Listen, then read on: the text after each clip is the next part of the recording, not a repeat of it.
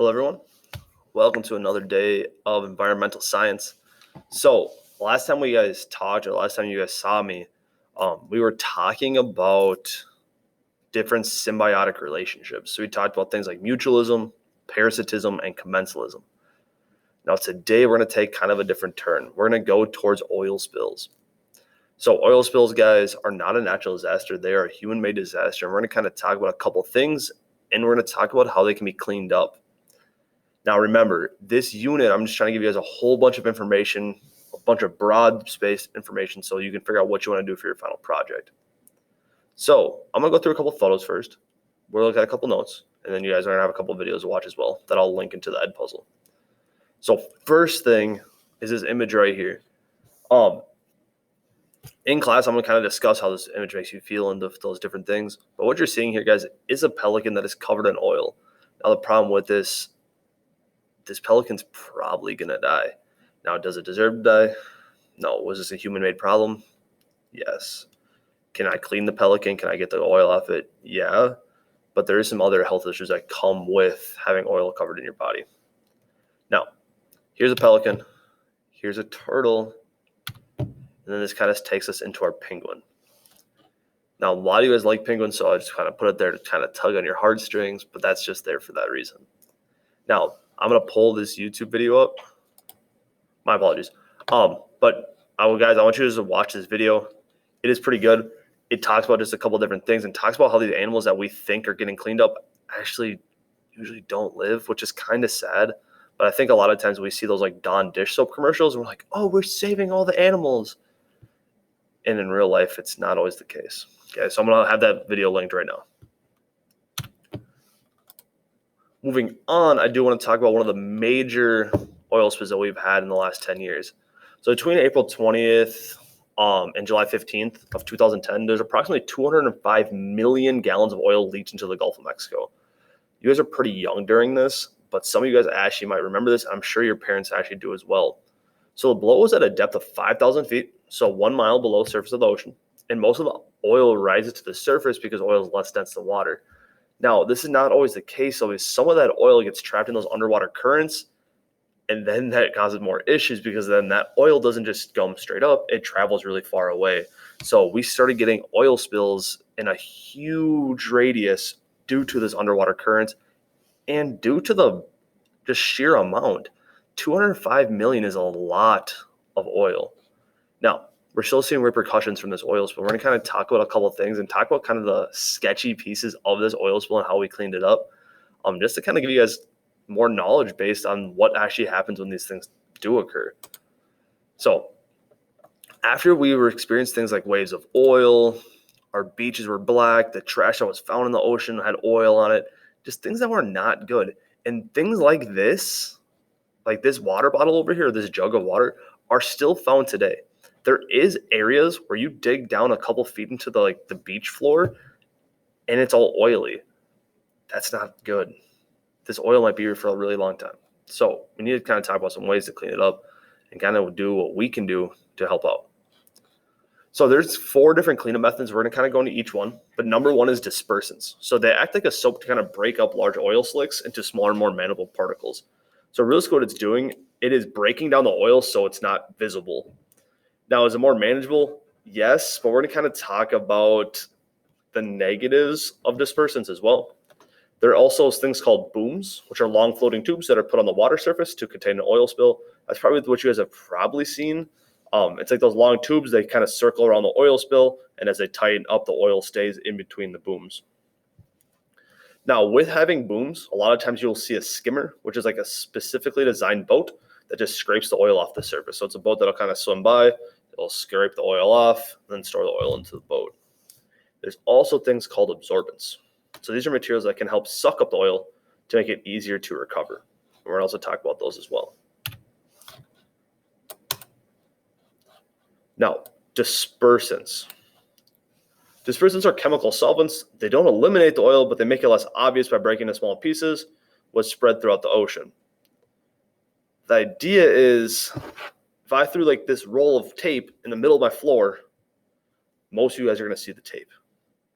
But if I take little sections off and break off little pieces, and I throw these little pieces on my floor, you're probably not going to notice it because they're just little insufficient pieces. Now, that does not get rid of the oil, but instead it still keeps it there, and this is kind of where we cause some problems. So the dispersant Coreexist is being used by BP and has been proven to be toxic to microorganisms and fish eggs.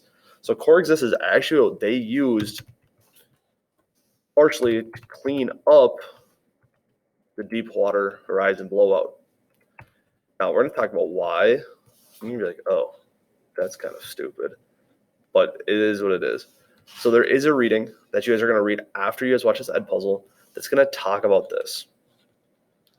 What I want you guys to understand from that reading is realize how manipulative the oil industry truly can be and how we can maybe manipulate the oil industry ourselves to maybe get some better results.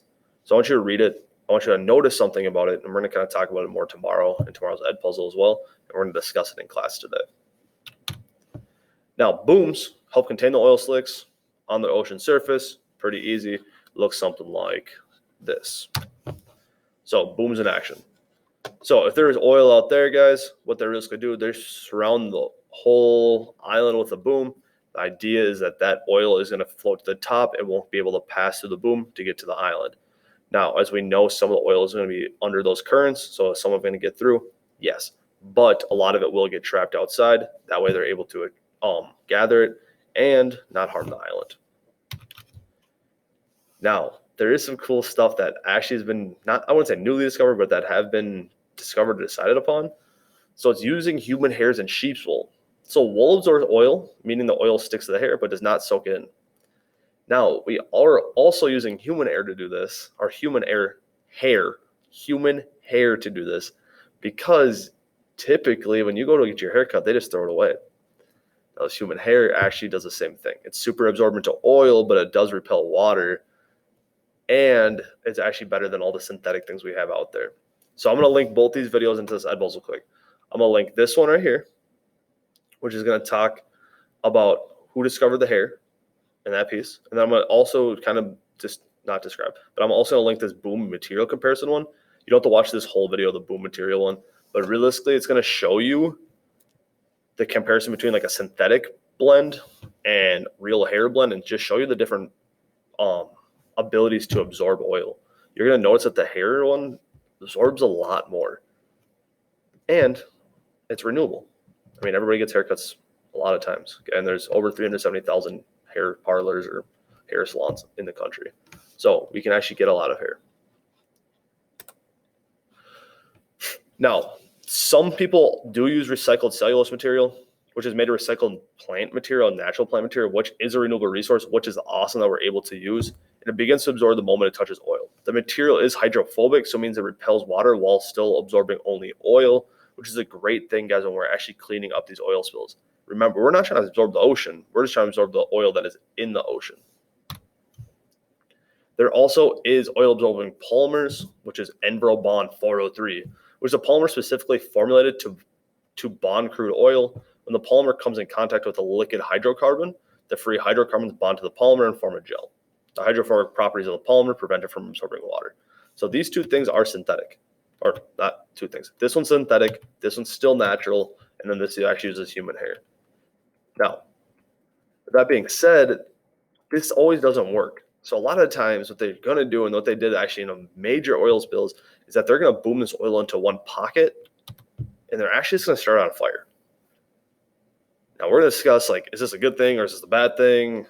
I'm going to tell you it's not a good thing. So all you're doing is just adding more heat to the ocean, and now we're releasing all that carbon dioxide into the atmosphere. Now, does it get rid of the oil? Yes. Is it good for the planet? No. We need to discuss this. We need to talk about this, and we need to just make sure that you guys understand what is actually going on. That's realistically it. I'm not going to link you guys this reading yet. We're going to talk about this later tomorrow. But I do really, really want you to read that article that I'm going to put out. That's going to be on your Google Classroom. Make sure you guys read it. Make sure you guys actually read it. It does have some really interesting things there. And it kind of talks about how this whole situation isn't as great as we thought it was. And for the people that are uneducated about this subject, they're like, oh yeah, we did a great job. We cleaned it up. But by cleaning up, we did a lot of harm. So I want you guys to read this. I want you guys to make sure you read that article, and we can talk about this later. Other than that, guys, have a good day.